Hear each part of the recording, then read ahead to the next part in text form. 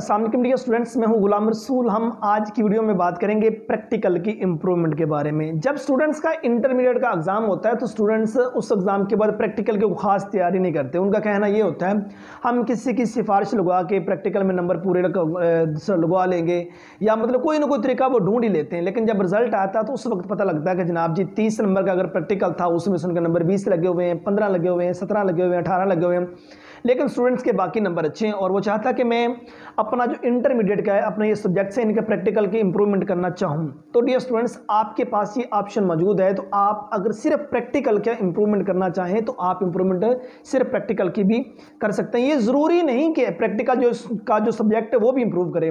मिसाल के तौर पर किसी बच्चे ने फिजिक्स का जो प्रैक्टिकल है उसकी इंप्रूवमेंट करनी है, तो ये ज़रूरी नहीं कि उसको पार्ट 1 और पार्ट 2 का फिजिक्स का पेपर भी दोबारा देना पड़ेगा। ऐसा बिल्कुल नहीं। वो सिर्फ मतलब कि फिजिक्स के प्रैक्टिकल का दाखिला भेजे और उसकी इंप्रूवमेंट वो कर सकता है। पीबीसीसी की तरफ से एक नोटिफिकेशन जारी हुआ 2024 के स्टूडेंट से ऑनवर्ड, मतलब कि 2024 से ऑनवर्ड, ये 4 साल में आप 8 बार इंप्रूवमेंट कर सकते हैं। डियर, आप पार्ट 1 मुकम्मल इंप्रूव कर सकते हैं, पार्ट 2 मुकम्मल इंप्रूव कर सकते हैं, पार्ट 1 एंड पार्ट 2 मुकम्मल इंप्रूव कर सकते हैं। कुछ सिंगल सब्जेक्ट इंप्रूव करना चाहें वो इंप्रूव कर सकते हैं।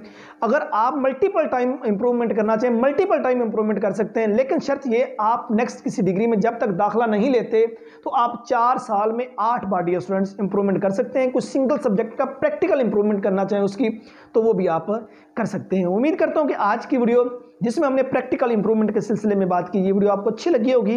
नेक्स्ट वीडियो में मिलते हैं। अपना बहुत सारा ख्याल रखिएगा। फी अमानिल्लाह।